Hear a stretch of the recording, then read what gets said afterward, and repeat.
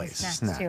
All right, developing tonight at 5 in a surprising announcement. Congressman Ken Buck of Colorado's 4th District says he will leave Congress the end of next week, a little earlier than planned. Buck had planned to finish out his term. Well, today he told CNN Congress was simply too dysfunctional. It is the worst year of the 9 years and 3 months that I've been in Congress. And having talked to former members, it's the worst year in 40, 50 years to be in Congress. But I'm leaving because I think there's a job to do out there that I want to go do. All right, your political specialist, Sean Boyd, joins us now to talk more on this.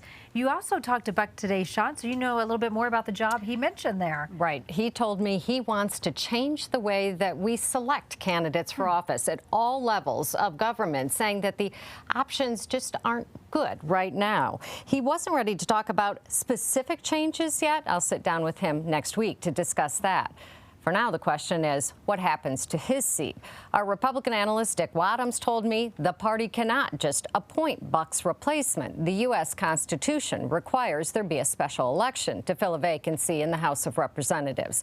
Dick says the CD4 chairs from both parties will likely reconvene their 2022 conventions, which consist of hundreds of delegates from all 21 counties in the district. Each convention will then choose one nominee to be on the special election ballot. The election needs to happen within 75 to 90 days of Buck's resignation, which puts it at the end of June, when both parties are already holding primary elections. So we could have 2 elections with 2 different outcomes. The winner of the special election would hold office for the next 7 months, but if that person loses the primary, he or she wouldn't be on the general election ballot or hold office after November. If that person is Lauren Boebert, it creates an even trickier situation.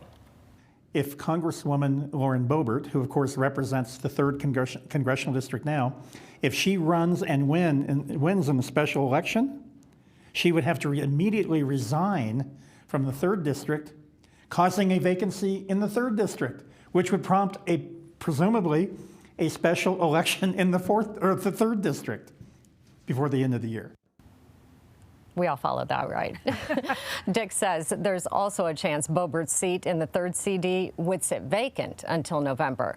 Her chances of winning the special election are likely pretty good if the party reconvenes the 2022 convention. It includes so many MAGA Republicans. Ken Buck, who is not a big Trump supporter, almost didn't make the ballot in 2022. So much going on here. So has this ever happened before? Seems unusual. Dick, who's a veteran of Colorado politics, spent decades here, says he's only aware of one other vacancy like this in Colorado, 1993, when then former Apollo astronaut Jack Swigert developed cancer after being elected to office and died, and so they had to hold a convention to replace him. And Dick says he was there, and it was wild. Can only imagine what this one will be like. All right, stay tuned. Here we go. Thank you, Sean. The vice president held a political rally in